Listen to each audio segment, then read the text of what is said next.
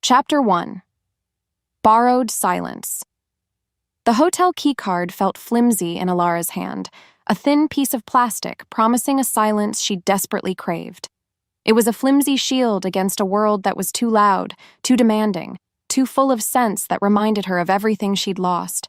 The hallway stretched on, a tunnel of beige carpets and identical wooden doors, each one a portal to a temporary escape. Its air, chilled and recycled, smelled of nothing at all, and that was a blessing. Emptiness was a balm for a soul that had been screaming for years. Her wolf, the other half of her being, was a sleeping thing curled up in the farthest corner of her mind, a ghost she refused to awaken. It had been quiet for so long, ever since the first bond had shattered and taken her faith with it. This trip wasn't for the marketing conference touted in the glossy brochure. It was a flight. An escape from the suffocating pity of her old pack, from the constant unspoken question in their eyes. Why wasn't she enough? Why did fate get it so wrong? Moving down the corridor felt like wading through water, each step a deliberate effort against the bone-deep weariness that had become her constant companion. Her shoulder ached from the weight of her duffel bag, a dull throb that mirrored the ache in her chest. She just wanted a room. 4 walls, a bed, and the sweet, sweet bliss of being unseen. To not be sniffed out, to not be judged, to simply not be. Love, fate, the sacred mate bond. They were all just pretty words for a beautiful cage, and she'd already gnawed her own leg off to get out of the first trap. There would not be a second. The system was broken because the promises it made were lies. It only ever delivered pain, wrapped up in the scent of destiny. Was it too much to ask for a little peace? For one weekend where she didn't have to pretend to be whole? The polished number on the door, 308, gleamed under the flat lights. Home, for now. With a sigh that seemed to release a week's worth of tension, she slid the key into the slot. A small green light blinked, a tiny electronic permission slip. She pushed the heavy door inward, the anticipation of solitude a physical thirst in her throat. The darkness inside was supposed to be a welcome, a void ready to swallow her whole. But this wasn't a void. The air that washed over her wasn't stale or empty. It was alive. Thick with the scent of a pine forest after a thunderstorm, heavy with the aroma of aged leather, and underpinned by something else, something primal and intensely male. A shiver, completely involuntary, traced its way up her spine. Her tired brain took a moment to process the discordance. A suitcase sat open on the luggage rack, clothes spilling out. A jacket was thrown over a chair. This wasn't an empty room. This was the wrong room. Before she could retreat, the door clicked shut behind her, the sound echoing like a death knell in the suddenly charged space. Chapter 2. The Wrong Door. A figure stood by the floor-to-ceiling window, a silhouette against the city lights. He was huge, his shoulders a testament to raw power that seemed to shrink the luxurious suite around him. Alara's breath hitched. Her heart, a sluggish drum moments ago, now hammered against her ribs like a trapped bird. Humiliation washed over her, hot and swift. An apology formed on her lips, a clumsy string of words about the front desk and a mix-up. But they died before they could make a sound. He turned, not with a start, but with a slow, deliberate grace that was more terrifying than any sudden movement. He wasn't just handsome. He was brutally so, with a jaw that looked carved from granite and eyes that weren't just dark. They held the glint of old gold, ancient and predatory. Those eyes didn't just see her. They stripped her bare, cataloging every fear, every scar, every broken piece of her soul. A low vibration started in the room, a hum she could feel in the soles of her feet, rising through her bones. Her hand fumbled for the doorknob, her fingers clumsy and slick with a sudden sweat. Get out! Get out now! The instinct screamed at her, a primal command her body was desperate to obey. But she was frozen, pinned by the sheer intensity of his stare. Something inside her, that dormant, wounded part of her spirit, whimpered. Not in fear, but in recognition. It was a terrifying, unwelcome flicker of life in a place she'd long considered a tomb. He took a step toward her, the sound of his boots on the plush carpet swallowed by the growing rumble that seemed to emanate from his very core. He didn't seem angry. He seemed undone, as if her sudden appearance had torn a hole in his reality. The scent in the room intensified, wrapping around her, suffocating her. It was the scent of dominance, of absolute authority, of a wild thing barely contained by human skin. He was an alpha. Not just any alpha. The power rolling off him was staggering, a physical pressure against her chest. He stopped a few feet away, close enough that she could see the muscles in his jaw clench and unclench. He opened his mouth, and she braced for a shout, a demand. Instead, a sound ripped from his throat that was utterly inhuman. It was a deep, chest-rattling growl, a sound of pure, undiluted possession that bypassed her ears and slammed directly into her soul. The air crackled with a force she hadn't felt since her first... No, this was stronger, 1,000 times stronger. Then came the word. It wasn't spoken, it was unleashed. A single, guttural syllable that laid a claim on her, branding her spirit in an instant. Mine. The raw, absolute certainty in that sound shattered the last of her control. It was the proclamation she'd run from her entire life. It was the bars of a cage slamming shut. Panic, pure and undiluted, finally broke her paralysis. She ripped the door open and fled, not just from the room, but from the man whose wolf had just declared her his. Forward Chapter 3, An Echo in the Blood. Alara slammed the door to room 318, her actual room, and leaned against it, her entire body trembling. The cheap wood felt solid against her back, the only thing holding her upright as her legs threatened to give way. She couldn't get enough air, each gasp ragged and useless. His scent, that impossible mix of storm and pine and wildness, clung to her clothes, her skin, filling her own sterile room with his suffocating presence. It was a phantom, an invasion. Sinking to the floor, she wrapped her arms around her knees, trying to make herself small, trying to disappear. But there was no hiding from what just happened. There was no hiding from the echo of that growl, or the horrifying resonance of that single damning word.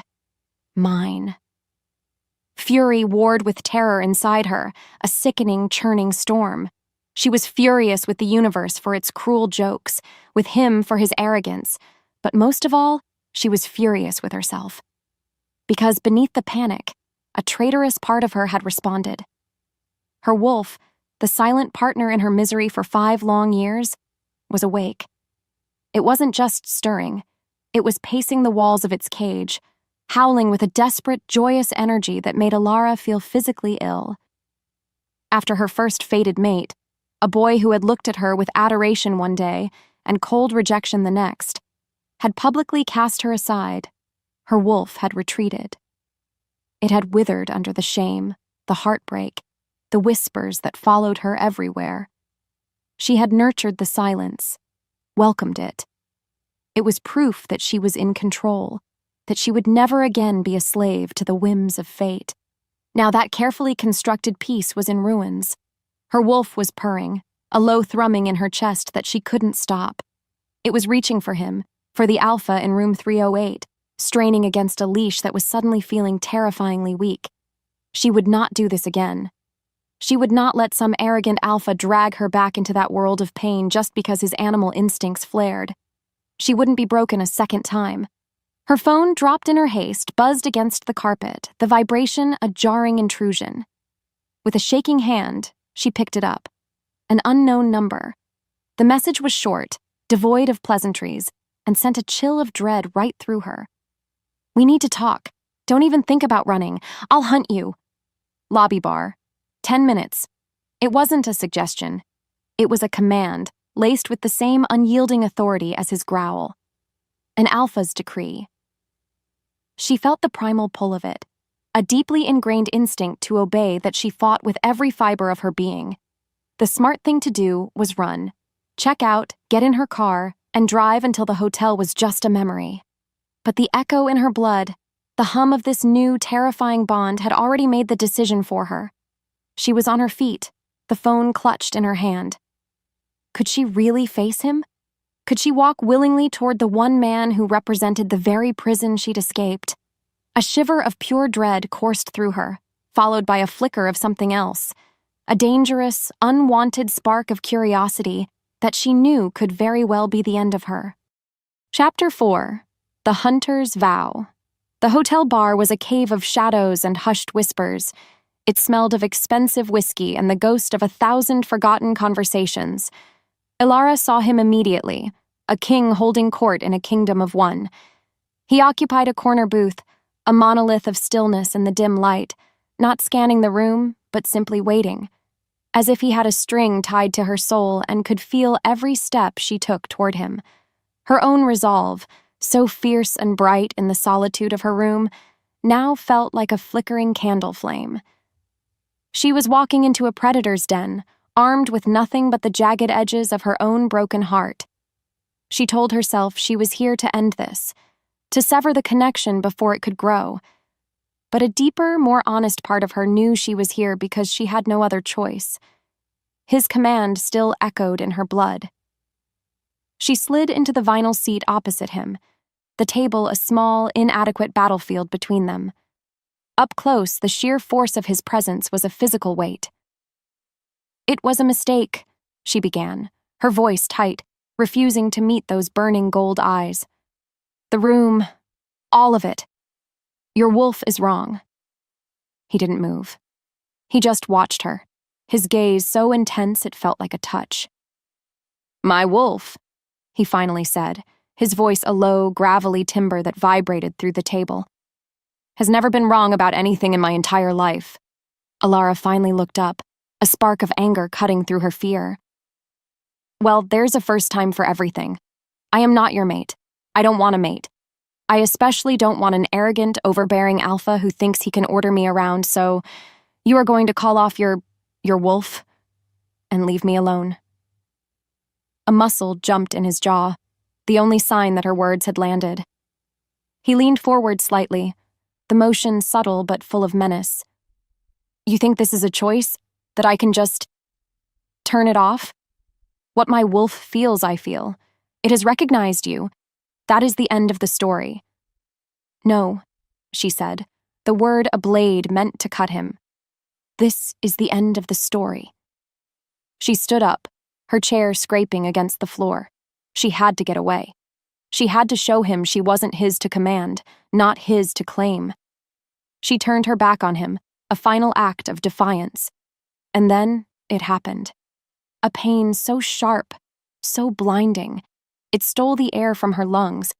It felt like a physical cord deep inside her chest, stretched impossibly tight, had just been ripped in two. She gasped, a strangled cry, stumbling against a nearby table. In a flash, he was on his feet, his own face a mask of agony. "You feel that?"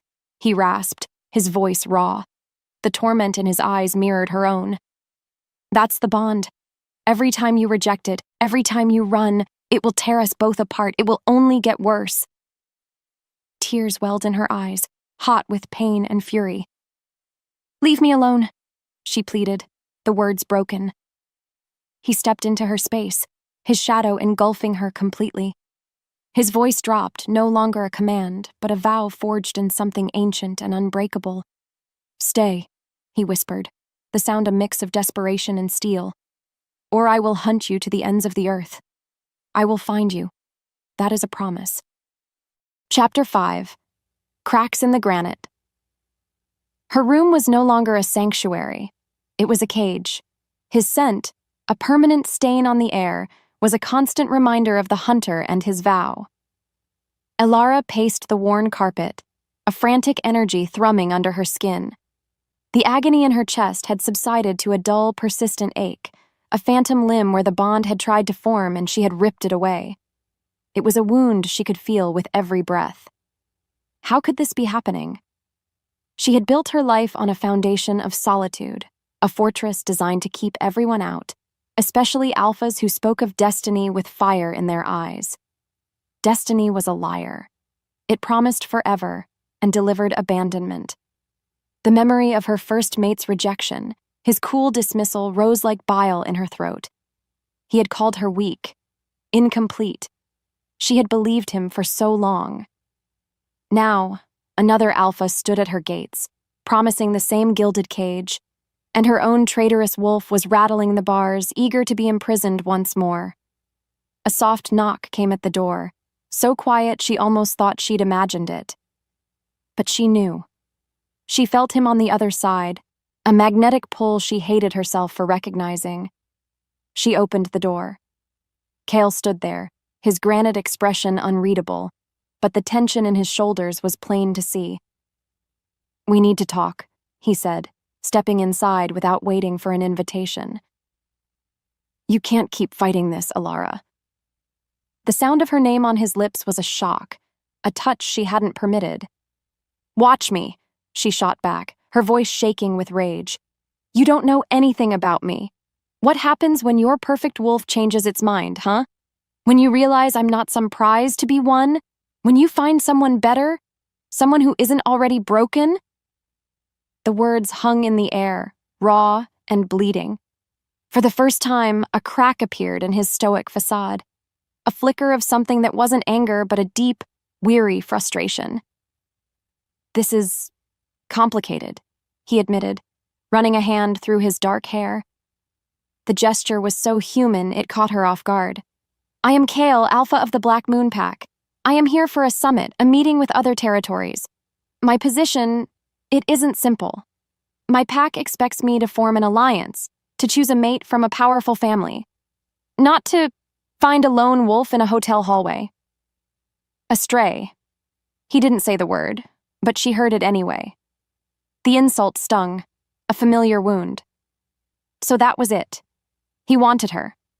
But she was an inconvenience, a political liability. Before she could voice the bitter thought, his phone buzzed, a sharp, demanding sound. He glanced at the screen, and his entire demeanor shifted. The weariness vanished, replaced by a cold, lethal alertness. "We have a problem," he said, his voice dropping low. "He's here. Someone who should not be." Cale's golden eyes locked on hers, and for the first time, she saw a flicker of genuine worry in their depths. A worry for her. "It's Marcus Thorne, Alpha of the Crimson Fang. Stay in this room, lock the door, and do not, under any circumstances, leave." Chapter 6. The Alpha's Gambit. The command to stay put was like a match to a fuse. Ilara was not a damsel to be locked in a tower. She was not a possession to be hidden away for her own safety. If she was caught in the middle of some alpha feud, she deserved to know why. She needed air, a space that didn't smell like him, that didn't feel like the walls were closing in. Ignoring the frantic protests of her own common sense, she slipped out of the room and made her way to the hotel's secluded garden. It was a quiet little oasis of manicured hedges and stone benches, lit by the soft glow of moonlight. She thought it would be empty. She was wrong. A man stood by a fountain, his elegant suit a stark contrast to the wildness of the night. He turned as she approached, a smile that was all sharp edges and predatory charm gracing his lips. "I was hoping I might run into you," he said, his voice smooth as silk. "You must be the woman who has Cale so distracted. I'm Marcus Thorne." His scent was sharp, like frost and old blood, a jarring discord after Cale's earthy aroma. An alarm bell screamed in her head. This was the threat. This was the Alpha of the Crimson Fang. "He talks about me?" she asked, keeping her voice steady, betraying none of the fear coiling in her gut. Marcus chuckled, a low, unpleasant sound. "Oh, he doesn't have to. A disruption of his magnitude? The whole summit can feel it. He's usually so controlled. It's a shame, really. An unallied mate, a stray... It's such a liability. A weakness other alphas might be tempted to exploit." His charming facade was slipping, revealing the cold predator beneath. He took a step closer, his eyes raking over her in a way that made her skin crawl. "Perhaps," he murmured, his voice dropping to a conspiratorial whisper. You'd be better off with a pack that knows how to value its newest acquisitions. His hand shot out, his fingers wrapping around her arm like a steel trap. Panic flared, hot and immediate. Before she could scream, a blur of motion erupted from the shadows. Kyle was there. He hadn't made a sound, but his presence was a thunderclap in the quiet garden. He didn't rush. He didn't shout. He simply moved to stand between her and Marcus, a wall of pure, lethal fury. A growl, lower and more dangerous than any she had heard from him before, rumbled in his chest, a promise of violence that froze Marcus in place. "Take!" Cale snarled, his voice dropping to a terrifyingly calm level. "Your hand off my mate!" The two words, "my mate," were a detonation in the silent night, a public declaration, a challenge thrown down in front of his most dangerous rival. Marcus's smug smile faltered, replaced by a flash of genuine surprise, which quickly morphed back into a cunning smirk.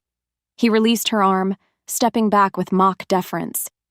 "So," Marcus drawled, his eyes gleaming with malice, "the great alpha of Black Moon has finally found his weakness." He turned and sauntered away into the darkness, leaving Alara shaking in the sudden silence. She was trapped, no longer just a woman running from her past, but a pawn in an alpha's deadly game. Chapter 7. The Devil's Den.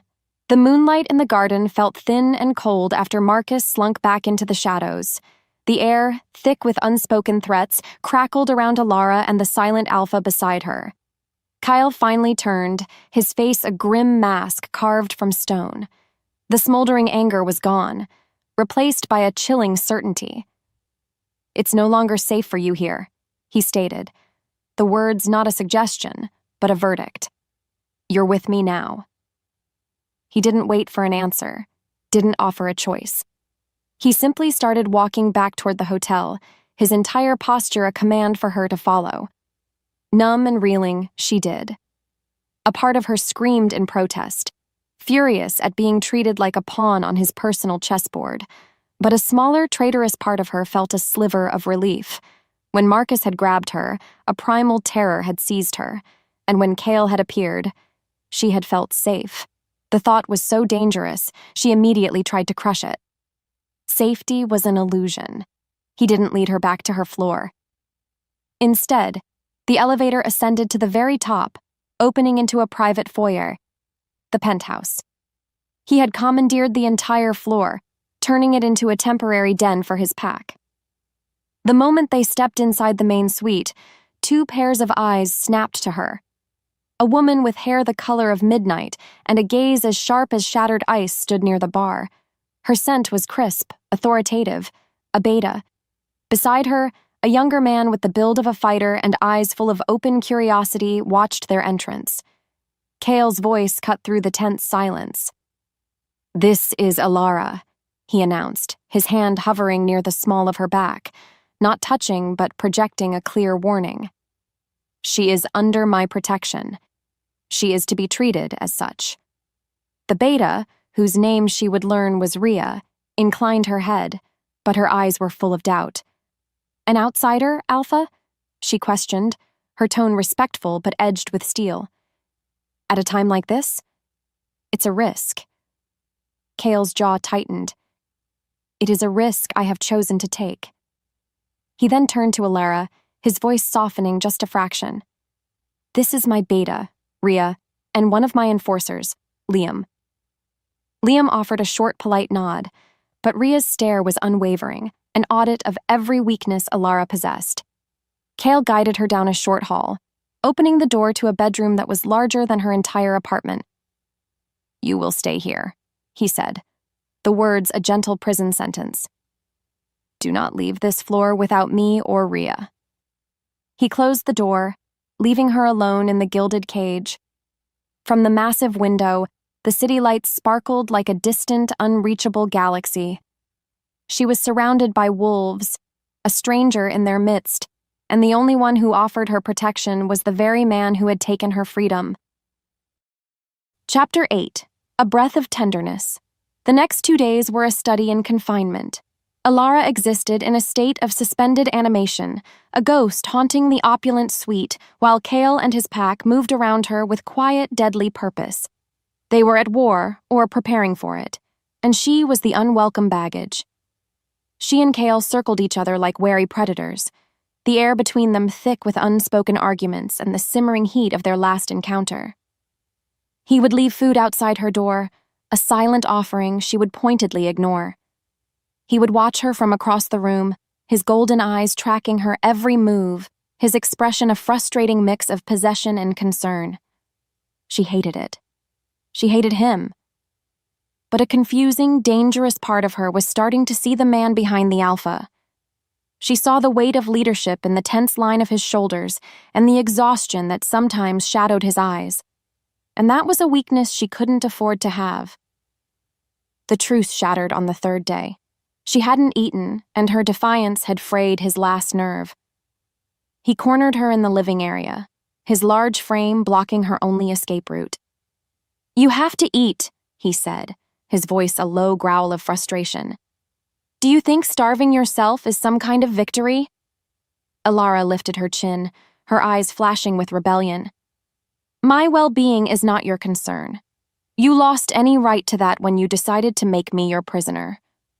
His hands clenched into fists at his sides. "Prisoner? I am trying to keep you alive. Marcus is not just a rival, Alara. He collects things. He breaks them. Is that what you want?" "What I want," she hissed, stepping right into his space, her anger making her reckless, "is for you to leave me alone. I don't need your protection." "Yes, you do," he roared, the sound vibrating through her, a raw blast of fury and something else, something that sounded terrifyingly like fear. They were inches apart now, chests heaving, their breaths mingling in the supercharged air. In the heat of the moment, his anger finally broke, crumbling away to reveal a raw, aching vulnerability beneath. His expression softened, his eyes full of a pain that mirrored her own. He reached out, his calloused thumb coming up to gently brush a strand of hair from her cheek. The touch was a spark on dry tinder. It sent a jolt of lightning through her veins, stealing the breath from her lungs and the anger from her heart. His gaze dropped to her lips. Time seemed to stop, the world shrinking to the space between their mouths. He leaned in so slowly, giving her every opportunity to flee. She didn't move. Her body, a traitor to her own resolve, leaned toward his in a silent, desperate surrender. Their lips were a breath apart, a whisper, a promise. When a sharp, urgent knock rattled the suite door, Ria's voice sliced through the spell. "Alpha, there's been a breach at the west stairwell." Chapter 9. Shadows and Teeth. The moment shattered. Kale pulled back as if burned, the raw desire in his eyes instantly replaced by the cold, hard focus of an alpha. He and Ria were gone in a heartbeat, their movements a blur of controlled urgency, leaving Alara standing alone with Liam. The younger enforcer immediately moved to stand in front of her door, his body a solid wall of muscle, his posture tense. The warmth of the almost kiss evaporated, replaced by a cold, prickling dread. A breach. The word sounded sterile, technical, but the alarm in Ria's voice had been anything but. What were they breaching? The quiet of the suite was suddenly terrifying, a held breath waiting for the inevitable exhale of violence. The main lights in the suite flickered once, twice, and then died, plunging the sprawling space into a disorienting darkness. Only the dim orange glow of emergency lights from the hallway offered any illumination. Alara's heart hammered a frantic rhythm against her ribs. This was real. This was an attack. A crash echoed from the front of the suite, followed by a roar of fury that was pure wolf. Liam let out a low growl, his eyes fixed on the hallway. "Stay behind me," he ordered, his voice a low rumble. "Don't move." The sounds of a brutal struggle, snarls, the sickening thud of bodies hitting walls, grew closer. Alara pressed herself against the wall, her mind screaming. She was a liability, a weakness. Marcus had called her a weakness, and now he was here to prove it. The main door to the suite burst inward, torn from its hinges. Two enormous shapes filled the doorway, their forms indistinct in the gloom, but their eyes glowed with a faint predatory red. They smelled of frost and blood. Crimson fang. They were here for her. With a deafening roar, Liam shifted, his human form exploding into a massive gray wolf. He met them head-on, a whirlwind of claws and teeth. The fight was savage, a chaotic dance of shadows and violence. Alara was frozen, a spectator to the carnage. One of the intruders, faster than the other, sidestepped Liam's lunge, its red eyes locking directly onto her. It ignored the fight, its sole purpose clear. It was coming for the Alpha's weakness. It launched itself across the room, a missile of muscle and fury. She had a split second to see claws extend, to smell the stench of its breath. She closed her eyes, bracing for the impact, for the tearing of flesh. It never came. A sound like a thunderclap filled the room as a black-furred demon slammed into her attacker, driving it into the far wall with enough force to crack the plaster. Kyle. He was here, in his full wolf form. A beast twice the size of the others, a terrifying engine of destruction. He stood over her, a protective shield of snarling muscle, and turned his head. His golden eyes, blazing with unrestrained fury, met hers for a single heart-stopping moment. In that silent gaze, she saw it all. This wasn't about politics. It wasn't about a summit. It was about her. And he would burn the world to ashes before he let anyone lay a hand on her. Chapter 13. An indelible claim. The skin on her neck tingled, a constant phantom touch that was both a comfort and a violation. Alara stared at her reflection in the bathroom mirror, at the faint blush of pink on her skin where his teeth had grazed her. It was invisible to human eyes, a secret brand that screamed his possession to any shifter who crossed her path. Her wolf, a creature she had once starved into silence, was now a purring, contented beast, basking in the security of the claim. But the woman staring back in the mirror? She was shaking with a cold, hard fury. He had done it again. He had taken a choice that was hers and hers alone. She had spent 5 years building walls to protect her freedom, and in a single possessive act, he had breached them all. The worst part was the insidious warmth that spread through her veins every time she thought of it, a traitorous feeling of belonging she both craved and despised. She stormed out of the bedroom, her anger a shield. Kale was standing by the massive window, looking out at the sprawling city below as if he owned it. He didn't turn when she approached, but the tension in his broad shoulders told her he knew exactly why she was there. "How could you?" she demanded, her voice low and trembling with rage. "After everything I told you, after explaining how I was trapped and rejected, how could you put your mark on me like I'm some kind of property?" He finally turned to face her, and there was no apology in his eyes, only a raw, unyielding certainty that stole her breath. "Property? No," he said, his voice a low rumble. "Never. You are the other half of my soul, and I will do whatever it takes to keep you safe." "By taking away my choices?" she shot back, her heart hammering. "By branding me like livestock? You're just like him, just like all the other alphas who think power gives them the right to own people." The accusation hung in the air between them, sharp and poisonous. For a moment, she thought she saw a flicker of pain in his golden eyes, a crack in the granite facade. He took a step closer, his gaze burning with an emotion so fierce it was almost frightening. It wasn't just possession. It was a desperate, aching devotion. "When you told me what that boy did to you," he began, his voice thick with an emotion she couldn't name. "And then I saw those wolves coming for you. Something inside me broke. The alpha, the man. Everything demanded I make sure the entire world knew you were mine to protect. The mark wasn't a strategy, Alara. It was an instinct I couldn't have stopped if I tried." He reached out, his hand hovering just inches from her face. "I will not let them hurt you again," he vowed, the words a sacred oath. "I would rather die than let you go." His raw sincerity was a tidal wave, crashing over her anger and leaving her shaken, breathless, and terrifyingly vulnerable. Chapter 14: The Predator's Trap. Kyle's vow echoed in the silence of the suite long after he was gone. He had been summoned to an emergency meeting with the other alphas, a tense summit to address Marcus's blatant aggression. He left her in the care of Rhea and Liam, but the room still felt full of his presence, his promise a warm, protective weight around her. For the first time, Elara allowed herself to feel the pull of the bond without fighting it. It was a humming, golden thread that connected her to him, a source of strength she was only just beginning to understand.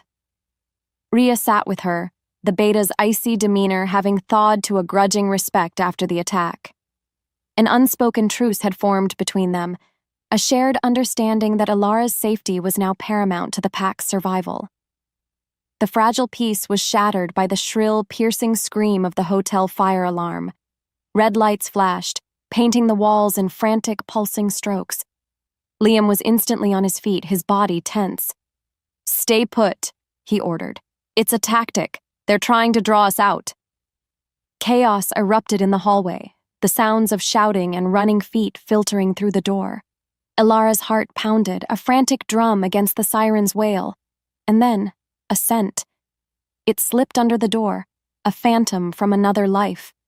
Wildflowers and clean pine, the smell of the Silver Creek forest, the scent of her childhood, the scent of Julian. It was a lure, a ghost sent to drag her back into the past. Rhea was called away by another enforcer to manage the evacuation, leaving Elara alone with Liam and the ghost in the air.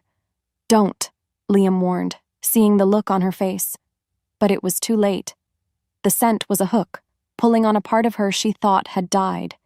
She had to see. Ignoring Liam's frantic protest, she pulled the suite door open just a crack. Julian stood in the hallway alone amidst the chaos. He looked older, his face harder, but the blue eyes were the same. "Elara," he said, his voice urgent. "I can get you out of here. Marcus is insane. He'll kill you to get to Kale. Let me help you." It was the lie her broken heart desperately wanted to believe. For a single stupid second, she saw the boy she used to love, not the man who had shattered her world. Liam moved to pull her back, but it was too late. Figures erupted from the stairwell door, moving with silent, deadly speed. Crimson Fang enforcers. They swarmed Liam, tackling him with silver-laced nets that sizzled against his skin. It was a trap. A perfectly executed, brutal trap. Marcus Thorne himself stepped out from behind Julian, a triumphant, cruel smirk twisting his lips. He looked at her, his eyes gleaming with victory. "The weakness," he purred, secured. The last thing she saw before a sweet-smelling cloth was pressed over her mouth was Julian's face. There was no remorse in his eyes, only a cold, chilling emptiness. Chapter 15: The Point of No Return. Consciousness returned in jarring fits and starts. The smell of gasoline, the rumble of an engine, the rough texture of a burlap sack scratching her cheek. Elara's eyes fluttered open to darkness, the rhythmic jostling of a moving vehicle her only orientation. Her hands were bound behind her, the plastic zip tie biting into her wrists. Panic tried to claw its way up her throat, but she swallowed it down, replacing it with a cold, hard fury. The despair was gone. The victim was gone. In her place was something new, something forged in betrayal and tempered by a promise. She was not a prize to be taken. Across from her, Julian's silhouette was barely visible in the gloom, his face an unreadable mask. He hadn't said a word since they'd thrown her in the van. He was a ghost at his own haunting. The vehicle screeched to a halt, throwing her against the wall. A deafening crash, the sound of metal being torn apart, echoed from outside. Before anyone could react, the back doors of the van were ripped from their hinges as if they were made of paper. Light flooded the dark space, framing the most terrifying and beautiful sight Elara had ever seen: Kale. He stood there, a vision of pure, unrestrained wrath, his golden eyes glowing with an infernal light. His pack was behind him, a wave of snarling fury ready to crash down. The world exploded into chaos. The fight was a brutal, swirling vortex of shifting wolves, flashing silver, and the guttural roars of battle. Cale ignored it all. He had only one target. He launched himself toward the van, toward her. But Marcus was there to meet him. A clash of two titans that shook the ground. As they fought, Julian grabbed Alara, yanking her from the van and pressing the cold, flat edge of a silver knife to her throat. "Cale!" Julian screamed, his voice cracking with desperation. "Call off your wolves or she dies!" Cale froze, his body locked in a struggle with Marcus, his face a mask of pure agony. He was trapped. To save her, he had to surrender. To fight, he risked her life. Marcus laughed, seeing his advantage, and pressed his attack. Julian started dragging Alara toward a second vehicle, her one chance of rescue slipping away. She had a choice. She could be the damsel, the weakness that got the hero killed. Or she could fight. Her eyes darted around, landing on a rusty metal pipe lying on the grimy warehouse floor. In one fluid, desperate motion, she chose. She brought her heel down, hard, on Julian's instep. He grunted, his grip loosening for a fraction of a second. It was all she needed.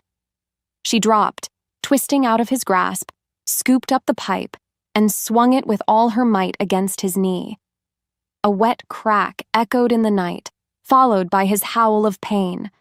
The sound made Marcus flinch, a fatal, split-second distraction. It was the only opening Cale needed. With a final, brutal roar, he ended the fight. Alara stood, chest heaving, pipe in hand, her choice made. She hadn't waited to be saved. She had entered the battle. She had chosen his side. There was no turning back now. Chapter 16. The Serpent's Tooth victory was a dizzying, intoxicating thing. The dust of the battle settled, leaving a tableau of defeated wolves and the sharp, coppery scent of blood in the air. Julian was a whimpering heap on the ground, and Marcus was down, his body still and broken. But Alara only had eyes for one person. Cale, his human form returned, crossed the space between them in 3 long strides, his face a mask of raw, unfiltered relief. He ignored the cuts on his arms, the dirt smearing his skin. He cupped her face in his hands, his thumbs gently stroking her cheeks, as if to assure himself she was real. "You fought," he breathed, the words a prayer, a miracle. "Alara, you fought back." In his eyes she saw not just love, but a fierce, burning pride. He didn't see a weakness or a liability. He saw a warrior, a queen. And in that moment, the last of her walls crumbled to dust, leaving her heart completely and utterly exposed to him. She leaned into his touch, a laugh bubbling up from her chest, a wild, incredulous sound of pure joy. They were alive. They had won. The bond between them flared, no longer a painful pull, but a brilliant golden sun warming her from the inside out.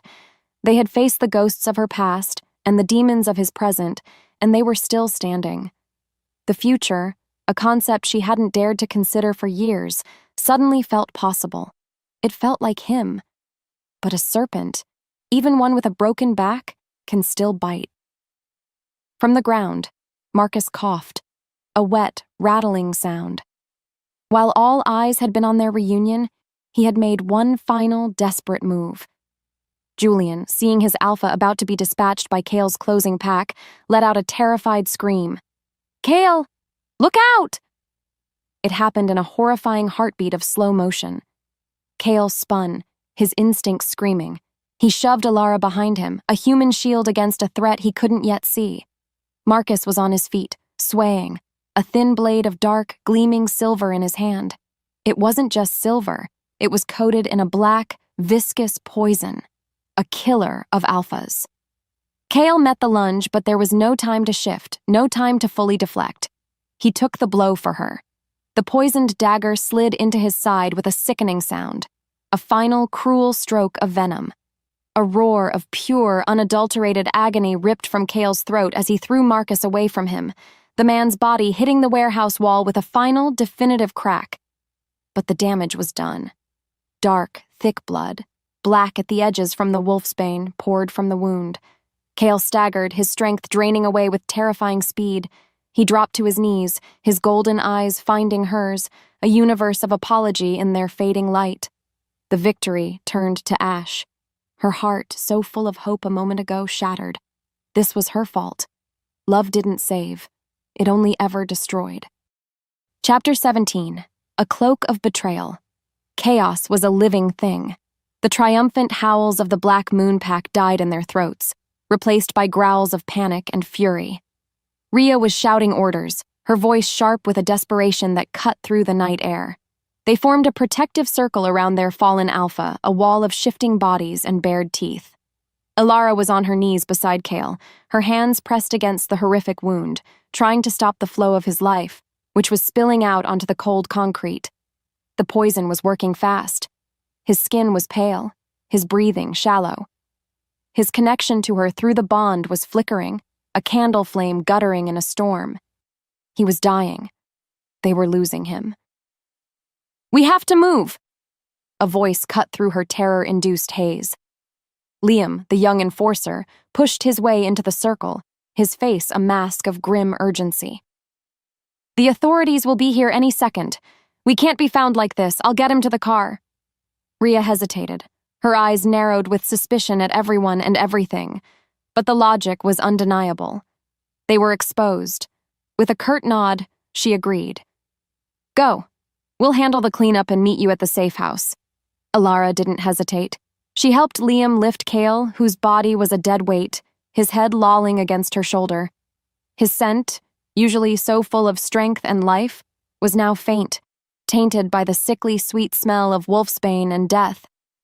They half-dragged, half-carried him toward their armored SUV, every step an eternity. Hope was a tiny, foolish flicker.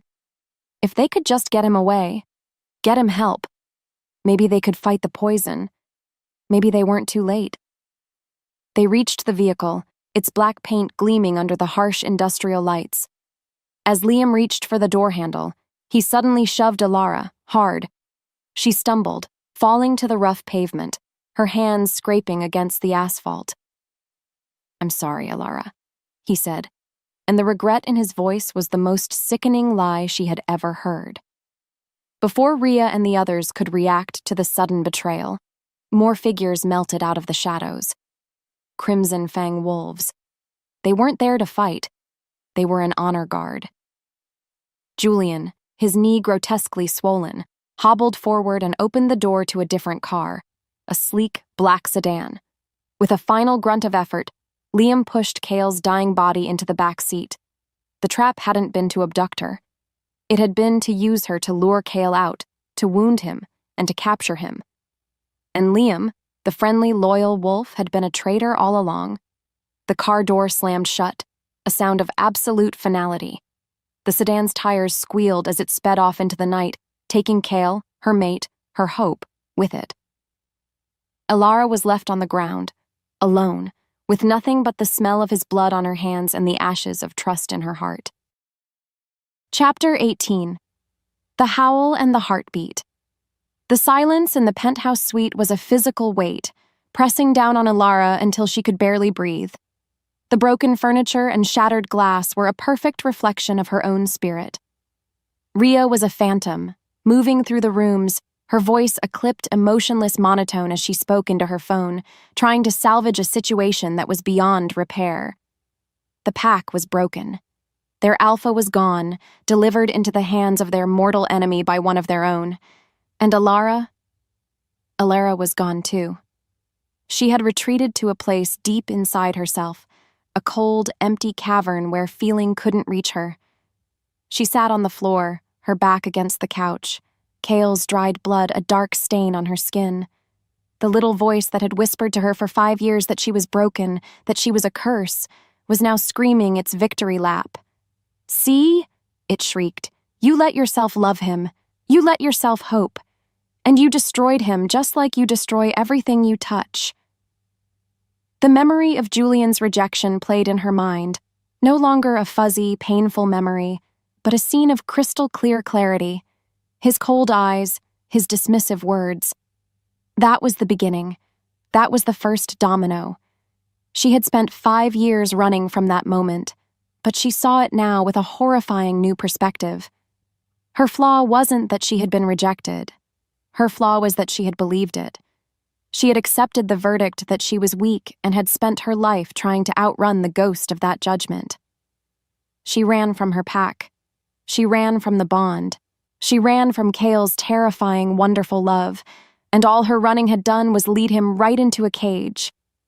The despair was absolute, a black ocean pulling her under. She was so tired of fighting.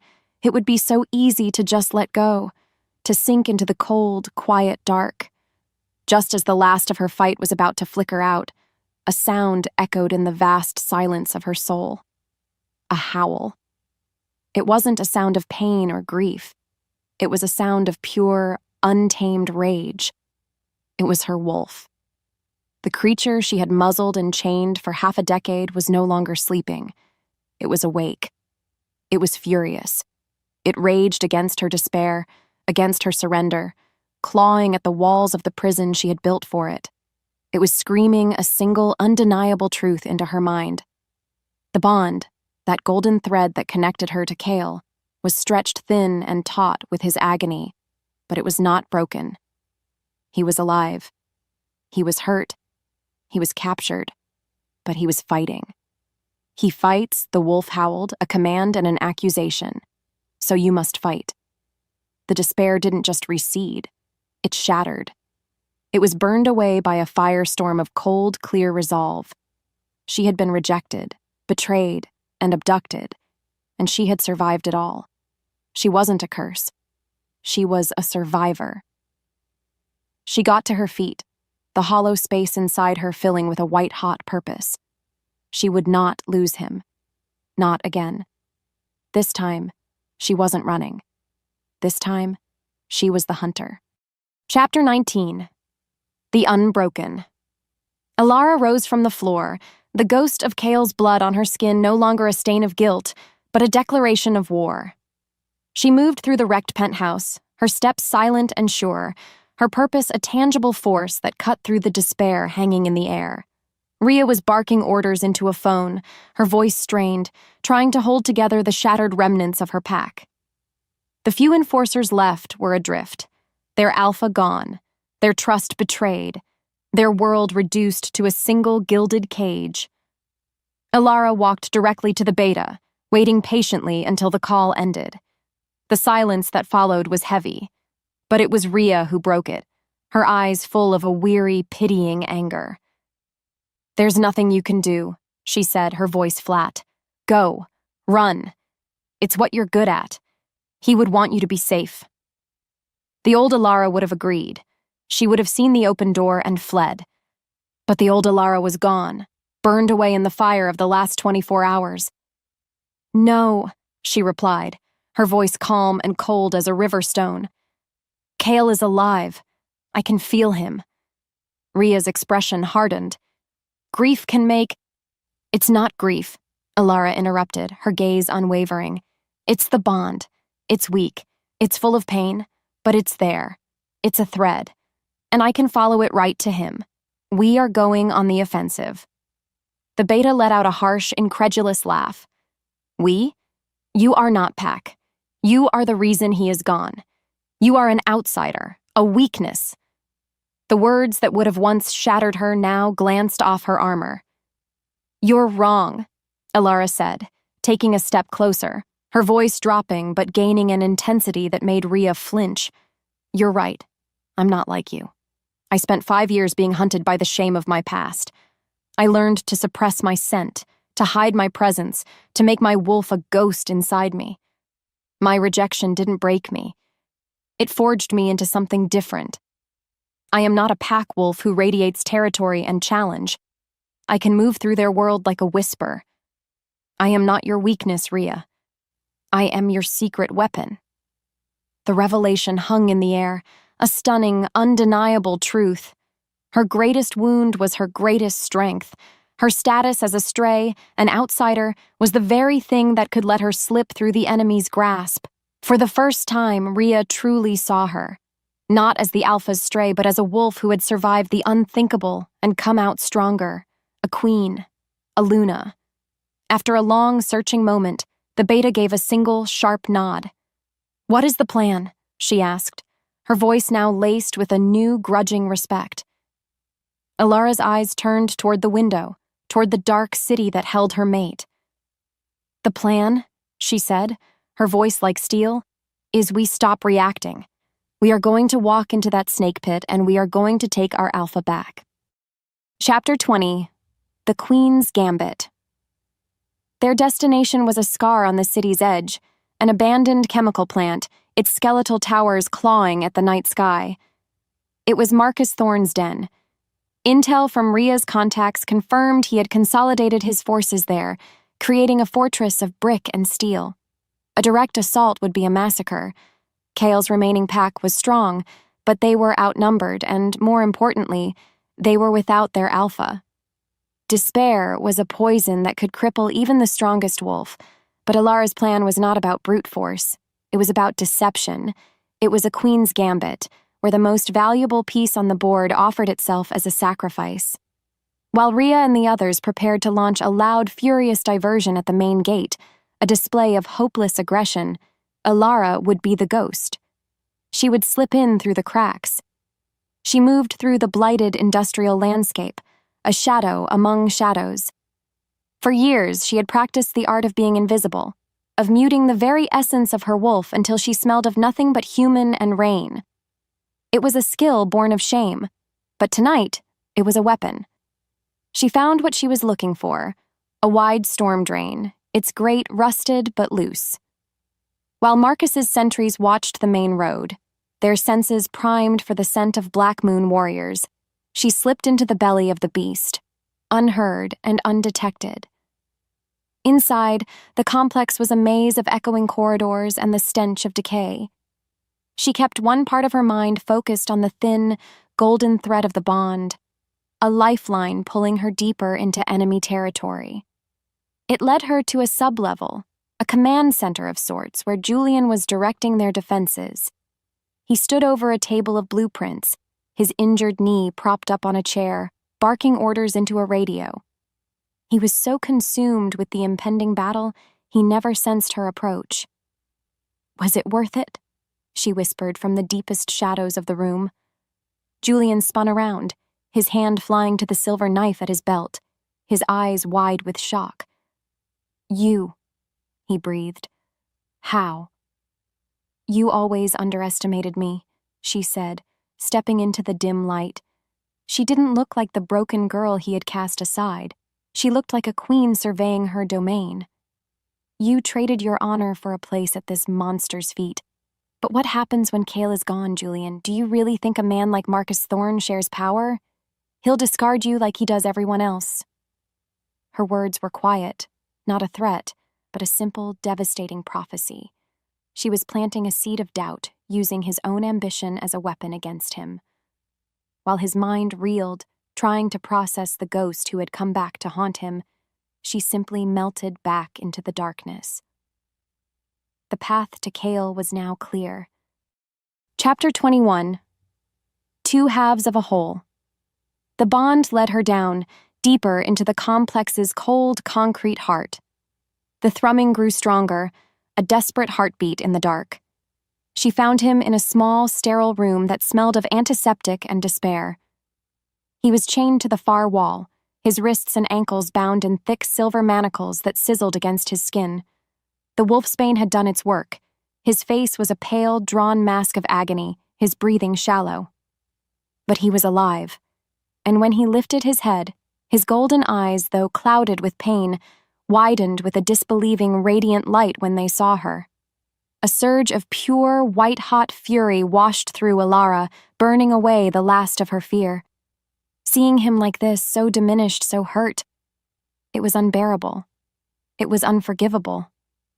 "I'm here," she whispered, her voice a low, steady anchor in his sea of pain as she pulled a pair of heavy bolt cutters from the bag slung over her shoulder. "I told you, No more running. She worked quickly, snapping the thick steel chains that connected the silver cuffs to the wall. He was too weak to help, his body trembling with the effort of just staying conscious. I knew you would come, he rasped, his voice barely a whisper. Even when my wolf was screaming, I could feel you, coming for me. With a final, loud snap, the last chain fell away. He slumped forward, and she caught him, his weight a heavy, precious burden. He was free from the wall, but still too weak to stand alone, the silver still poisoning his system.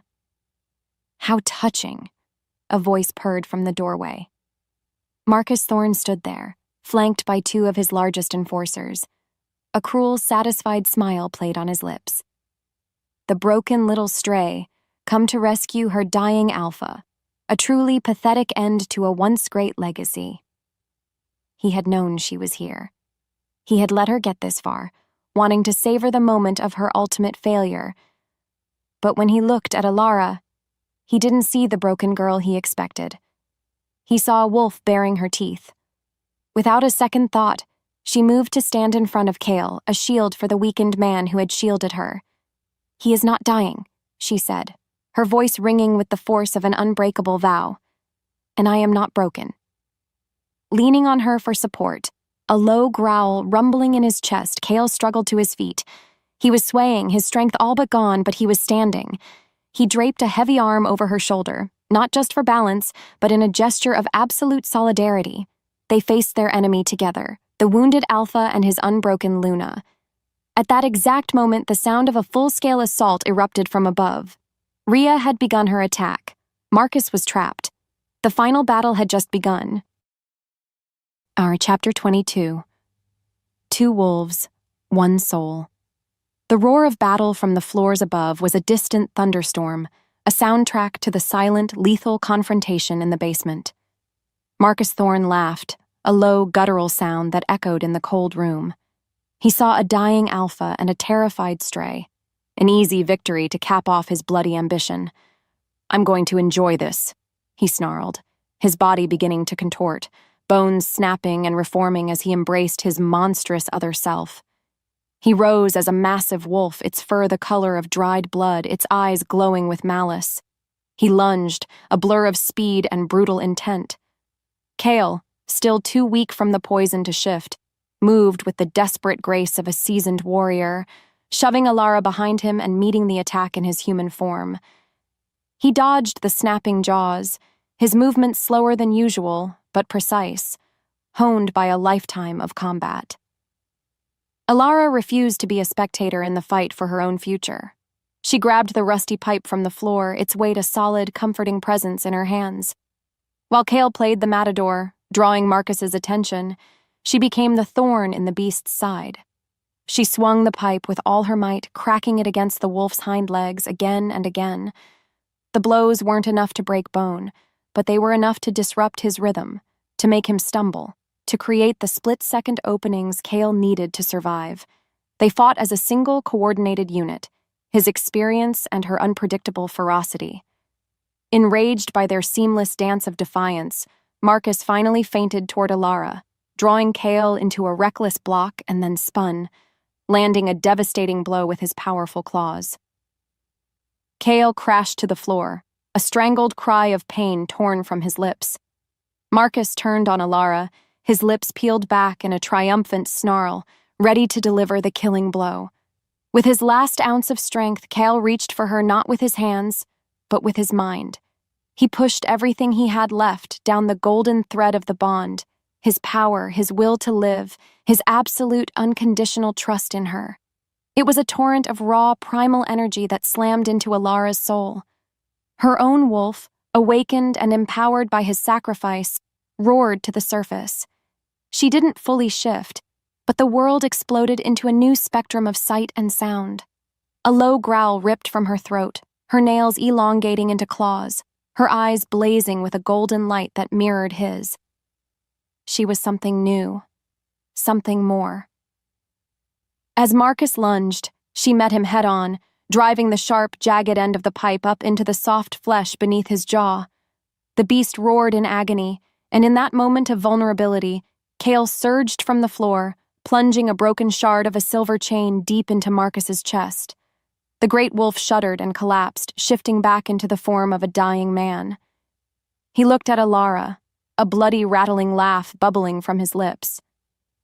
"Julian," he choked out. "He never betrayed you. I made him choose. Your life, or his pack. He chose you." Chapter 23, The Weight of the Crown. The battle was over. The silence that descended upon the basement was heavier and more profound than the preceding chaos. Rhea and the Black Moon warriors stormed the room moments later, their weapons ready, only to find a scene of impossible victory. Marcus Thorne was dead, and Alara stood over him, pipe still clutched in her hand, her face splattered with blood, a terrifying and beautiful avenging angel.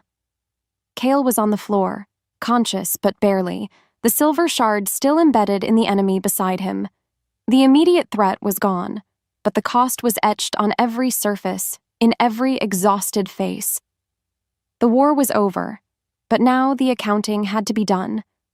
Rhea took command with a brisk, blessed efficiency, dispatching warriors to secure the building and calling for the pack's medics. In the controlled chaos, Alara found Julian. He was slumped against a wall where she had left him, his knee a mangled ruin, his face a pale mask of shame. He wouldn't meet her eyes. The hatred she had carried for him for 5 years felt like a distant memory, replaced by a vast, weary sadness.